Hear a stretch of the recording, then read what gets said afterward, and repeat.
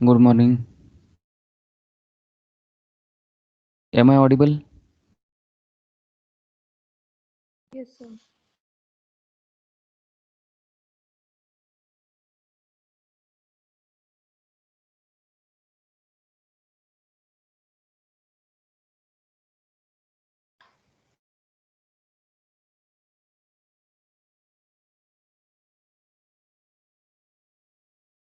We'll just wait for 1 or 2 minutes because other students are joining.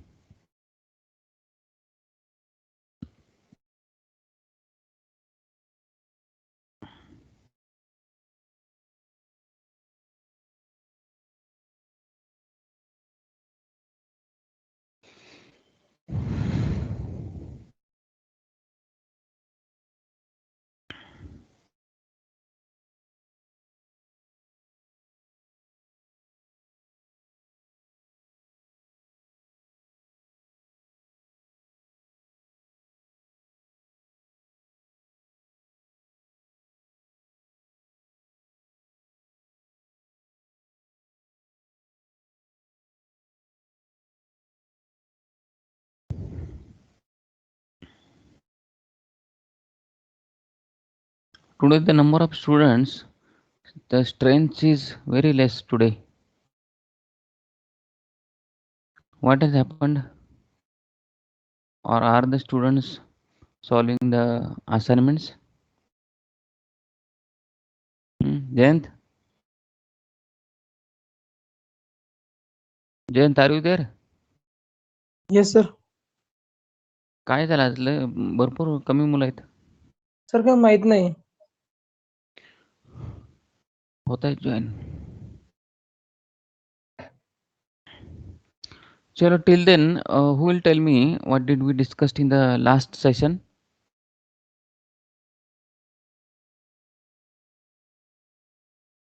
Anybody who remembers? Yogesh or Pallavi, Jayant, Pooja, Priyanka.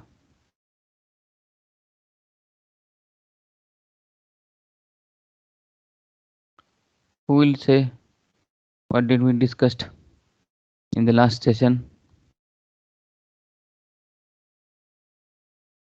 Jayant, do you remember? Yogesh? I don't know, sir. Sir, I was absent in last lecture. Okay.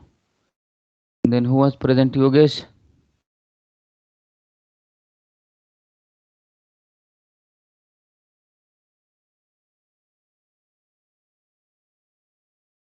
Very right. So,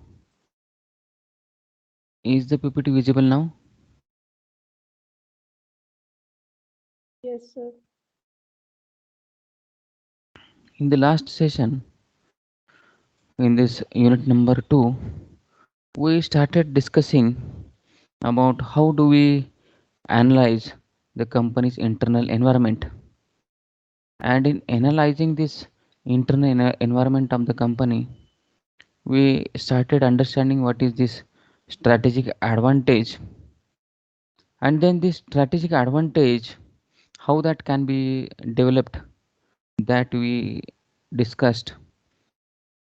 This diagram we understood that in developing a strategic advantage, how it can be developed, there has to be organizational resources, and these organizational resources can be made best use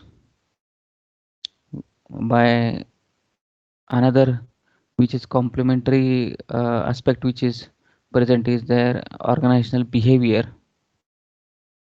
And through this effect of this organizational resources and organizational behavior, we will be able to see the strengths and weaknesses for the organization. If these strengths and weaknesses are being used properly to have a synergistic effect, that can lead to development of few competencies for the organization. These competencies can be turned into organizational capabilities, and these organizational capabilities that is the potential of an organization to perform in a market. That organizational capabilities will develop a strategic advantage for the organization. So all these aspects in developing a strategic advantage for an organization we have discussed in all the details. I think there should not be any query in this. Isn't it?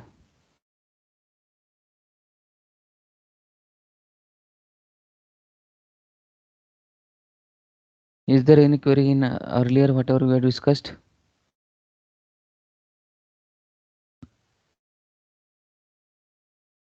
Any query so far? No, sir. So we started understanding the capability factors. What are organizations' capability factors? In last session, we discussed few capability factors like financial capabilities. We discussed the marketing capabilities, the operational capabilities. Also, we have discussed, and then now we have to discuss about the personal capabilities. That is the capabilities developed by the people who are working for the organization. So these personal capabilities are related to availability and use of human resources, skills, which decide the capability and ability to implement strategies. What kind of how many people we have, the availability and use of the different people we have, their skills, experience, expertise, that will decide how much capable we are and how we are able to implement the strategies. The factors related to this human resources are factors related to the human system first. This system is regarding the system of manpower planning, the selection, development, and training of these people. Then factors related to the organizational and employee characteristics. These characteristics may be related to the corporate image, quality of managers, working conditions. Then factors related to the industry relations. These industry relations are related to the different factors which are related to the management union relations, employee welfare, their security. There may be different examples we can take, like excellent training opportunities, safe and salutary working conditions, promotions and development of employees. So here we are taking two examples. One of the companies wherein these resources are being utilized properly, they are managed properly, and the environment therein is conducive for the entire development, which forms a capability for that particular organization. Like the example we can take is Tata Steel. Another is example of few IT companies that may have a large attrition rate. That attrition rate may be due to many reasons, and also the environment which is not uh, protective, secure, as well as not conducive for the work, and hence you will be able to see the large attrition rate, and that capability will not be able to be developed in such companies. So that is about personal capabilities. Now going ahead, we have another capability to be discussed is about information management capability. This information management is very important in an organization. So can you tell me the importance of information in any of the organization? Anybody?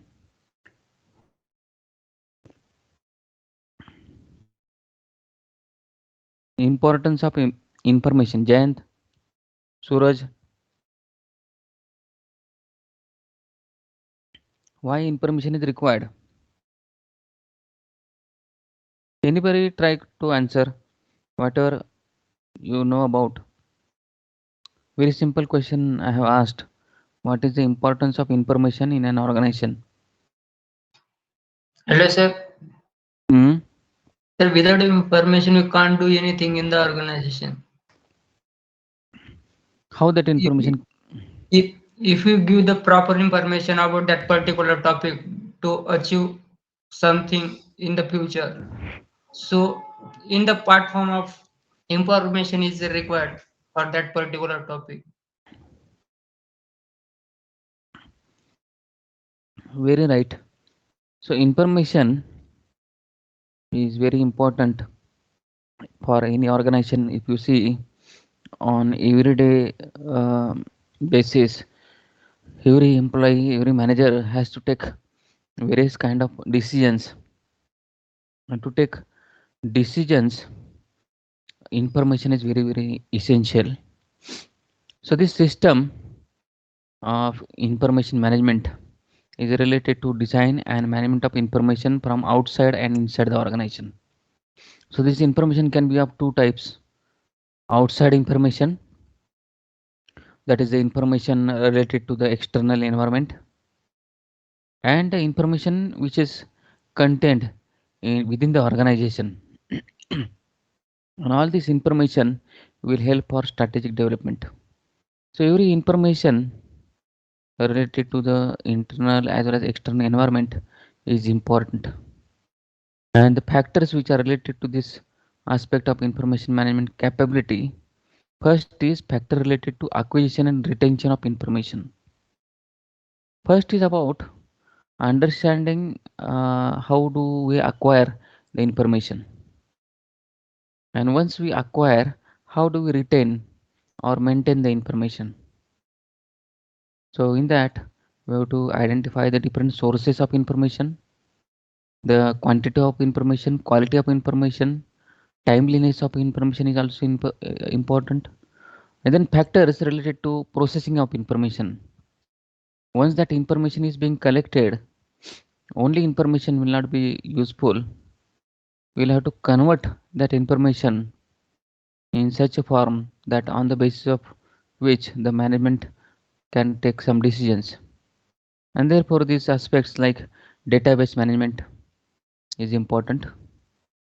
Also the ability to synthesize the information, to process the information in the useful form. And then third factor is important, factors related to retrieval and usage of information. How do we retrieve the information? How do we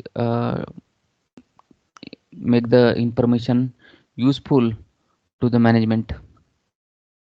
Retrieval of information from the various uh, storage devices wherein we have stored the information, and extracting some information which is exactly useful for the decision making of the managers, that is important. So these three factors are important in information management capability, that is factors which are related to acquiring and maintaining the information, factors related to the processing of information, and then the retrieval and usage of information. So if we have all the system and mechanism for all these aspects related to information, we can develop a good information management capability that can help us to uh, be updated as well as uh, to respond to the market well in advance, so as to take the benefit of different opportunities as well as to face the threats which are there in the external environment or in the future. The next capability, which is called as a general management capability. So this general management capability is related to, just give me a minute.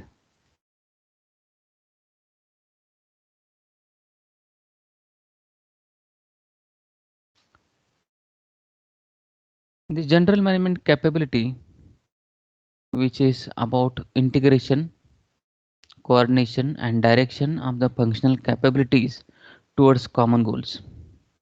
So, what are all functional capabilities we have developed?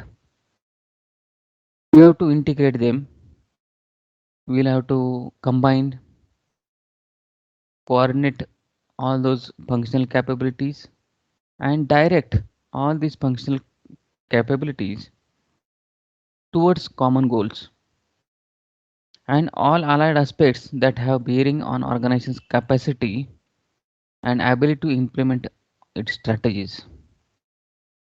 So integration, coordination, and direction of all these functional capabilities, as well as all those different aspects which are not being discussed here, that may have direct or indirect effect on the implementation of strategies. Integration of all those, coordination and direction of all those factors or all those capabilities, that comes under general management capability. So factors relevant to this general management capabilities are, first of all, factors related to the general management system, that is corporate level. At corporate level, the strategic management system that we might have established, the setting of strategic intent, that is a important factor at the corporate level.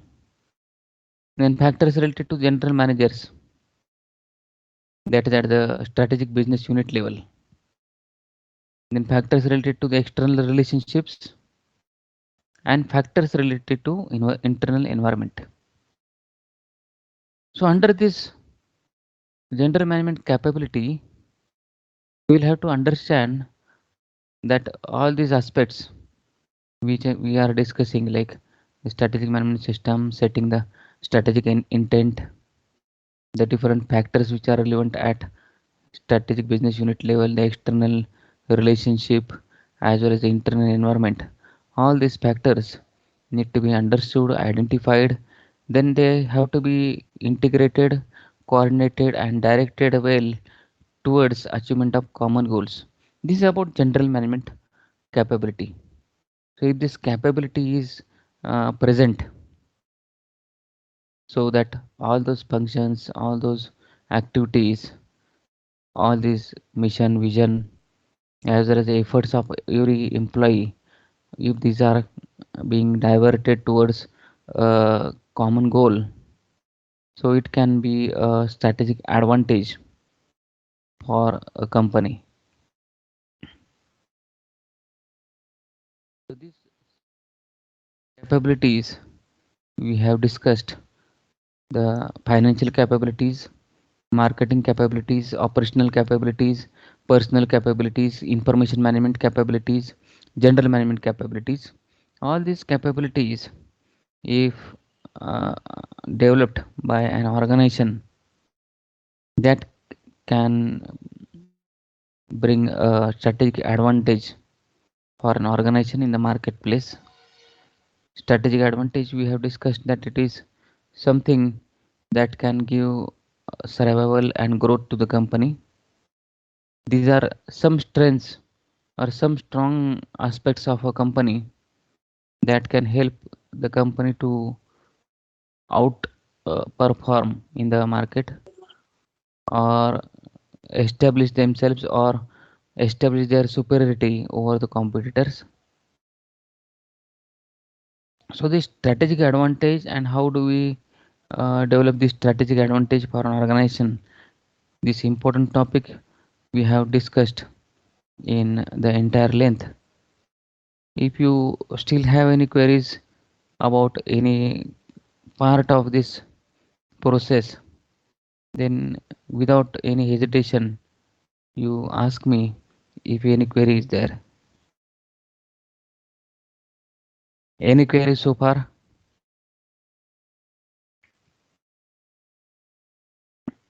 No, sir. No, sir. Okay, fine. So we'll go ahead. And now we have to start our discussion upon another important topic, which is called as a organizational appraisal. Organizational appraisal, that can be called as a internal appraisal. We can call it as an internal analysis, organizational analysis, or company analysis. This is appraisal of internal environment. So this purpose, we'll have to first understand the purpose of organizational appraisal is to determine the organizational capabilities in terms of strengths and weaknesses that lie in different functional areas. So this appraisal is to understand the company's internal environment, and the internal environment, what it is made up of, and what strengths weaknesses we have that can be utilized for establishing the capabilities, and then the strategic advantage in the market, that we have to understand. And therefore this organizational appraisal is very important. Here the necessity is there, necessity of matching the strengths and weaknesses with opportunities and threats. So the strengths and weaknesses are in the present in the internal environment of an organization, and its opportunities and threats are being there in the external environment. So we'll have to match the strengths and weaknesses with opportunities and threats. How the strengths and weaknesses can be utilized for either getting the opportunity or to take the benefit of that opportunity, and then how we minimize the impact of the threats, that we have to understand. Different forces and influences in the internal environment may be there, that we have to identify what are all those internal forces and influences in the environment, internal environment, that are posing any impact on the organizational capability.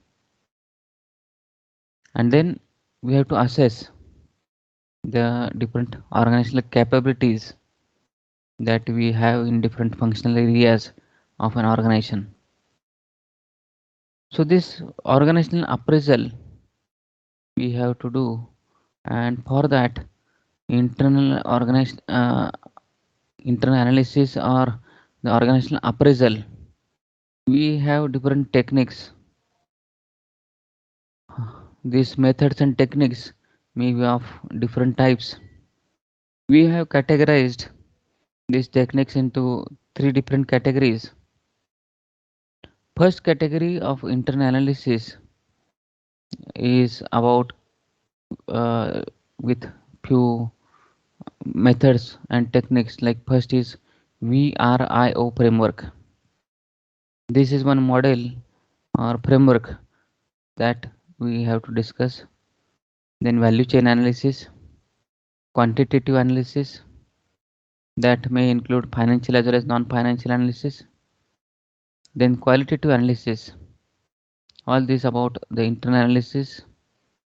Then comparative analysis, we have to compare the performance, or we have to compare different things internal to the organization, which may be related to the historic analysis, the analysis of the past performance, industrial norms, and then benchmarking. All these aspects we'll discuss in detail in the subsequent discussions. We have to compare then this analysis, compare the performance, our own performance with the past experience, past performance. We also have to analyze our performance with industrial norms, and then benchmarking our organization with some best performer organization in the market. That is a part of comparative analysis. And the third part is about comprehensive analysis. Comprehensive, that means in depth and in detailed analysis through these two types of analysis, which can be first of all balanced scorecard, second is key factor rating. These are two important aspects in this comprehensive analysis. All these aspects that is related to the methods and techniques of organizational appraisal we will discuss in all the details. First, we'll take the internal analysis through VRIO framework. This what is VRIO? That VRIO is about few characteristics of an organization, and this VRIO is a short form of the first letters taken from all these characteristics. This theory, which is a resource-based theory, which is suggested by Barney, and these capabilities, what he has suggested, he says that an organization should have these capabilities. These capabilities we have to understand, identify, and then we have to rate the organization on the basis of these capabilities, whether the organization possesses this type of capabilities or not. These characteristics may be four characteristics. That is, V means valuable, R means rare, I means imitable, and O means organized. That is the meaning of this VRIO framework: valuable, rare, imitable, and organized. First is valuable. These characteristics, valuable, what that suggests is valuable in the sense of encashing opportunity or to reduce the threats. The organization should possess the capability that has to be valuable in the sense that that capability should have capacity, or we can say it should be in the it should be useful for the taking of benefit of that opportunity and to reduce the impact of the threat. So this valuable kind of capability which an organization can have is a relationship with the government, a relationship with bankers, social community. So this is valuable. This capability of an organization, if it possesses, that can help to get the benefit of opportunity as well as to reduce the impact of the threat. Second characteristic is rare. So if the resources are rare, that will provide the strength. If any organization have some resources, unique resources, which the other organizations doesn't have,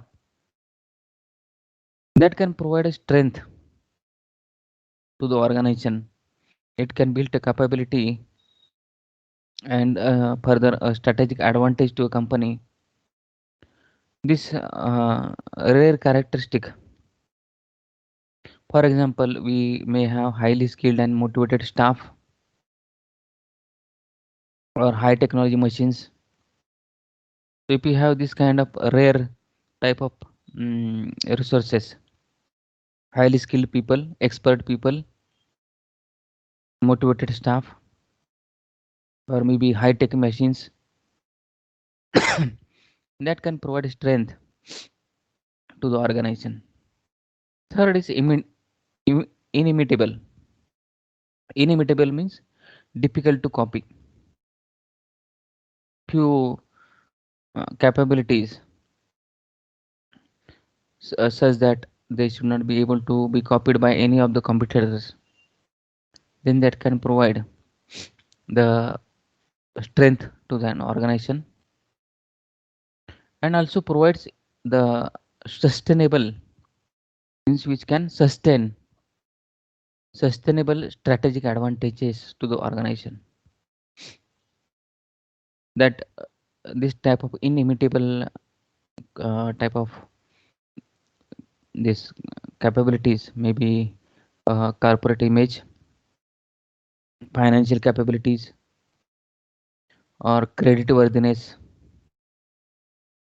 So these capabilities you can observe, they are inimitable. These cannot be copied by the competitors. The products may be copied, processes may be copied, but then these are a few type of capabilities or strengths which can be developed that cannot be copied by the competitors, and that is how it can provide a sustainable strategic advantage to an organization. The examples of that can be corporate image, financial capabilities, and credit worthiness. These are inimitable capabilities. Any competitor cannot copy that. And fourth characteristic, it is organized for usage. How well we are organized. Resources may be present, resources may be available. However, how well we are organized to take the benefit of those resources, to make the best use of those resources, that is important.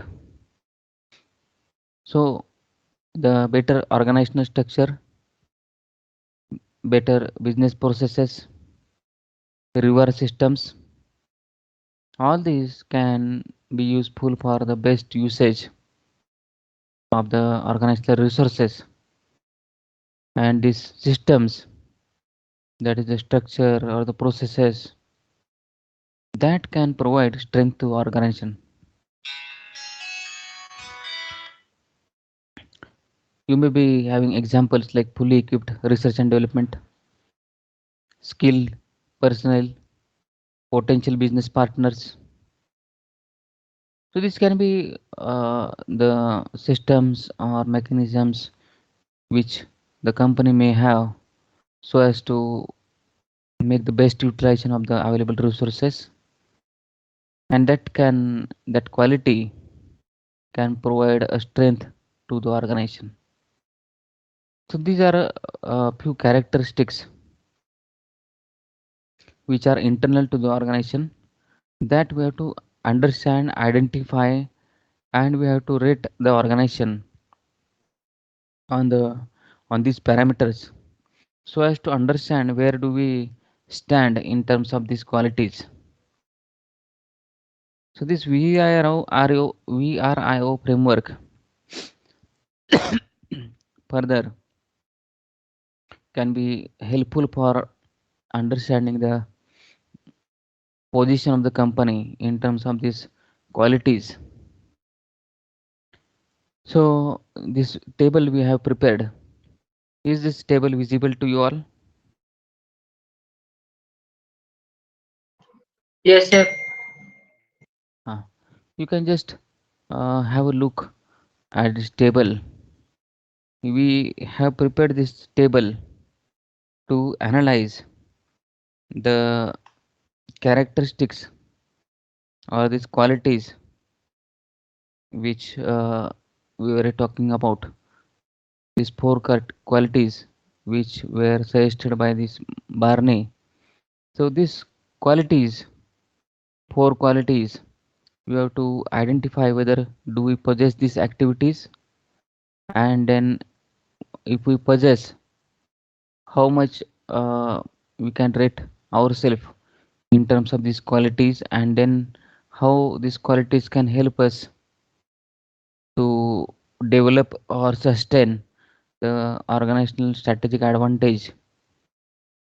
So you'll be able to see these four qualities we have presented in this table in these four columns.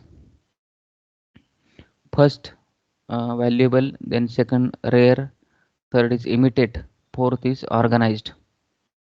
So in this first column, you will be able to see we have written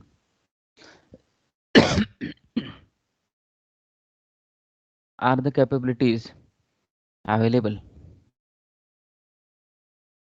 in terms of resources. Do we have valuable resources? Second is the rareness of the resources. What kind of resources we have? Are these rare? Third is, are these capabilities or the resources are costly to imitate or inimitable? And fourth is, are the capabilities or the resources are organized for usage? So all these four qualities we have positioned on this table, and the last column you will be able to see through the mixture of all these qualities we will be able to talk about certain strength or weaknesses of the organization. So we have to first identify whether do we have this kind of characteristic or quality among these four qualities. What characteristic we are good at, that we have to identify with the judgment experience of the senior managers, and then we have to rate our organization on this table, and through the combination of all these qualities how it can pose a strength and weakness to the organization, that we are able to see through this table. There may be four cases that can happen.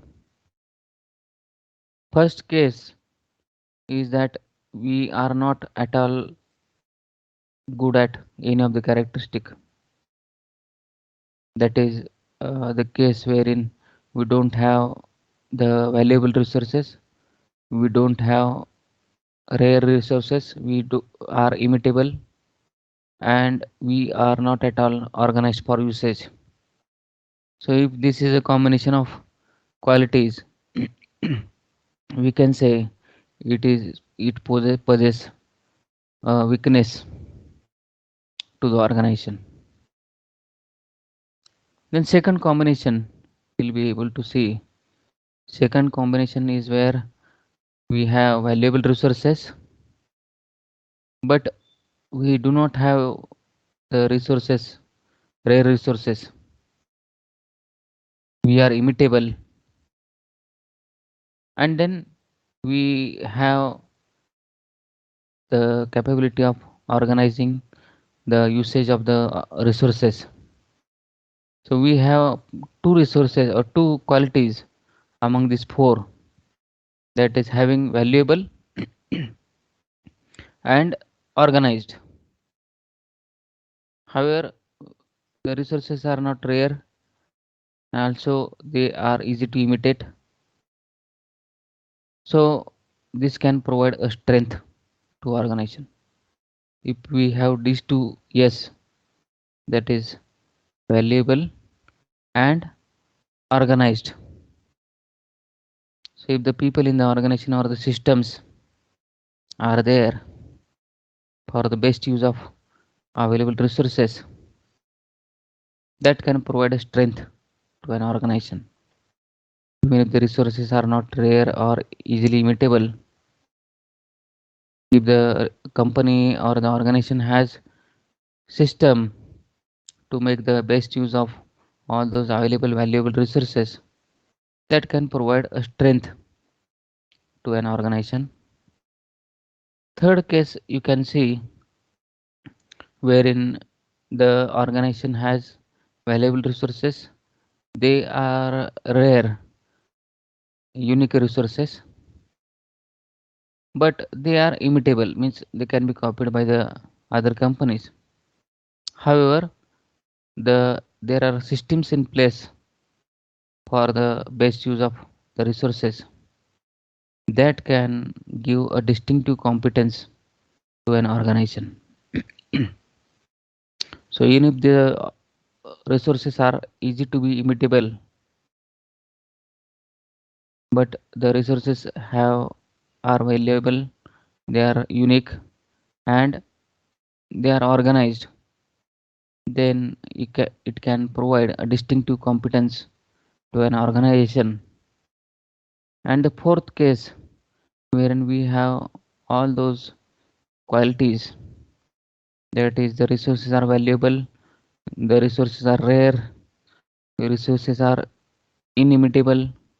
That means the resources cannot be copied by other companies, and the resources are organized for a proper usage. Then it can provide a strength and a sustainable, that means long term or sustainable, which can provide a sustenance to an organization. Such kind of strength and sustainable distinctive competence can be developed if we have all these four qualities. So depending upon these qualities, which qualities we are good at, that can possess certain kind of strength and weaknesses to the organization.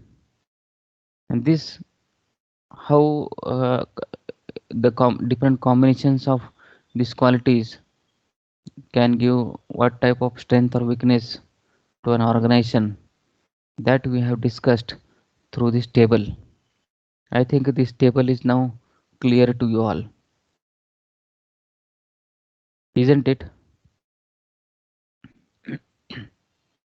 Any query on this table?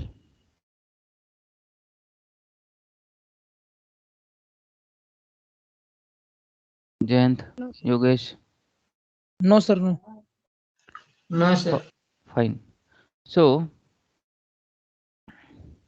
now we will have to go ahead to understand the value chain analysis. Some time back we were discussing about the Porter's five force model, and we were discussing that the model which we discussed about five forces, in that there is another part related to the value chain analysis, and this part we are discussing it now.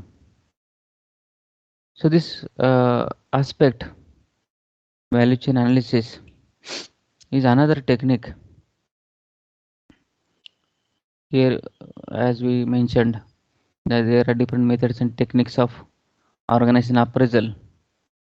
So we have discussed the first model, that is VRIO framework, and then the another method or another technique can be a value chain analysis, that also we have to discuss.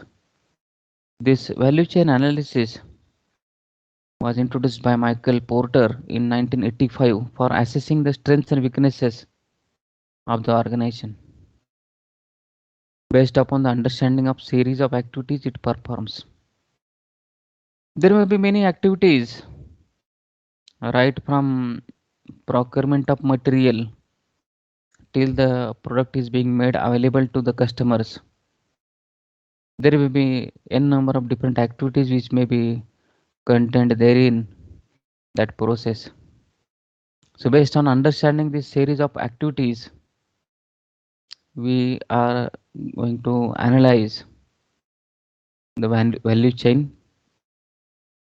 All these different activities undertaken by organizations are interlinked. So every activity is linked to each other. That activity starts from procurement of raw material to the point of actually creation of place for the final product. And all these activities which we are talking of, that are responsible for creation of value for the customers. Value is being delivered to the customer through all this series of activities, right from the procurement of the material till the product being made available to the customers at different points of time, um, different part of this value chain or the activities. Different activities will add value to the final product which is being handed over to the customers. So the final value to the customer depends on all this value chain, and therefore we have to understand what are all these activities involved in the creation of value to the customers. What are all activities are there in this process to the final product? What are activities are there and how that value can be enhanced? At which point of the interaction or where or what type of activities, how that value can be enhanced, that we have to give a thought. And therefore value chain analysis is very important. So in analyzing this value, this value can be of made up of, well, it can be created, can be with the help of two different type of activities.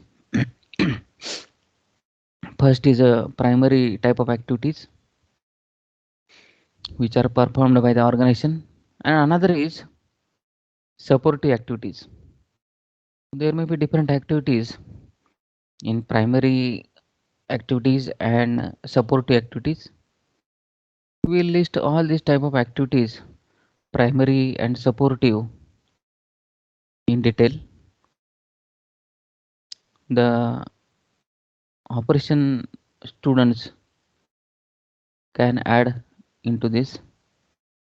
Are we going right, Yogesh?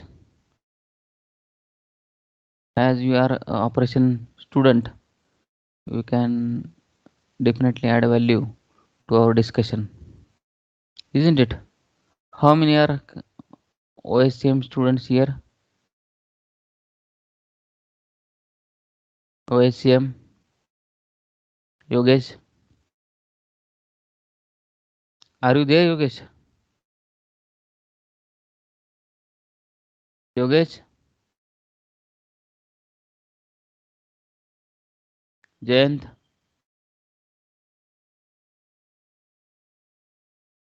Jayant, Amol, Pallavi, Pallavi, Yes, sir. are we going right?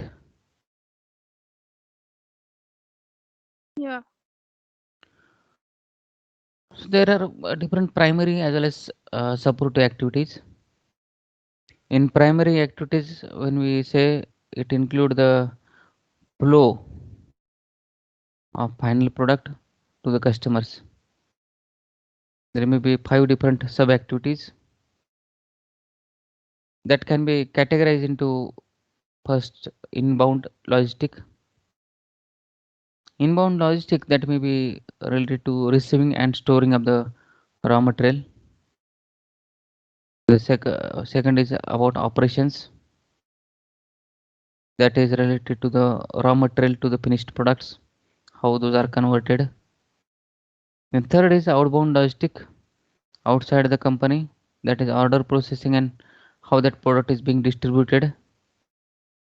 And fourth activity related to the primary activity is marketing and sales. The 4 P's will come there. Then about the service, that service may be related to installation or repair. So these are 5 primary important activities: inbound logistics, operations, outbound logistics, marketing and sales, service. All these are 5 important primary activities. And the success of organization depend on how effectively it performs this series of action. This value chain analysis will provide a systematic way of examination of all these activities performed by an organization. So once we come to know that these are 5 very important activities to be performed, then we have to analyze how these activities are being performed, how effectively we are performing all these activities, and how every activity is adding value to the final offering that we are offering to the customer. And therefore, every activity is being examined in a systematic way so that we come to know what are the different activities, which activities are adding value, and where we can enhance the value of a particular product. So these are primary activities, and like that there may be another series of activities which can be called as a supportive activities. These supportive activities may be of four kind, that is the supportive activities. Why we are calling them as a supportive activities? Because these support the primary activities for fulfilling the needs and wants of the customers. Thus, these supportive activities to the primary activities may be related to the infrastructure. Second is human resource. Third is technology. And fourth is about procurement. These are four supportive activities to the primary activities. So all these supportive activities as well as the primary activities we will be discussing in detail in the next session. So today we'll stop here, but before we stop you can ask me any query if you have without any hesitations. Any query you have about whatever we have discussed? No, sir. No, Fine, sir. fine. So we'll stop here and we'll meet in the next session, right? Okay, sir. Yes, sir. Yeah, thank you. Bye. Bye, sir. Thank you, sir.